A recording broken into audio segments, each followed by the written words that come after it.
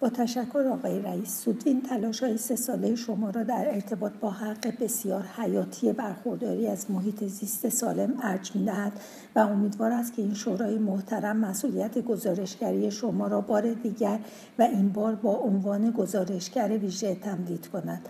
همانطور که در گزارش شما آمده است، عملکرد خوب کشورها باید شامل استانداردهای محیط زیستی و حقوق بشر باشند.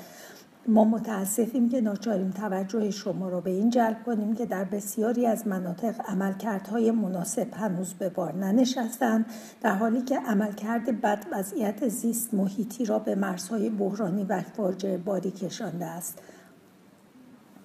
عکس‌های ماهواره‌ای از مناطقی از قفقاز، شرق ترکیه و شمال غربی ایران و مقایسه 3 دریاچه ارومیه در ایران، وان در ترکیه و سوان که در فاصله کمی از یکدیگر قرار دارند، نمونه‌ای از مقایسه عمل خوب و بد را نشان می‌دهد.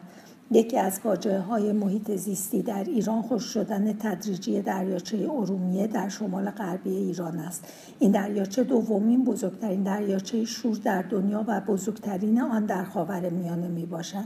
سطح دریاچه از میانگین 5000 کیلومتر مربع به 12% سطح اولیه، یعنی کمتر از 1000 کیلومتر مربع رسیده است و بیشترین نقش را در این مسئله انتقال آب در بالادست ورودی ها داشته.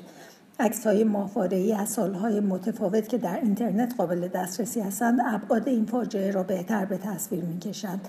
نمک باقی مانده بر روی زمین در سطح 4000 کیلومتر مربع به سادگی با باد به مناطق اطرافش و همینطور مزارع کشاورزی منتقل می‌شود. آقای کناکس، چگونه میتوان از چنین فاجعه‌های زیست محیطی جلوگیری کرد؟ ما از شما تقاضا میکنیم که همکاری خود را با گزارشگران ویژه ادامه دهید و به ایران سفر کنید. با تشکر آقای رئیس.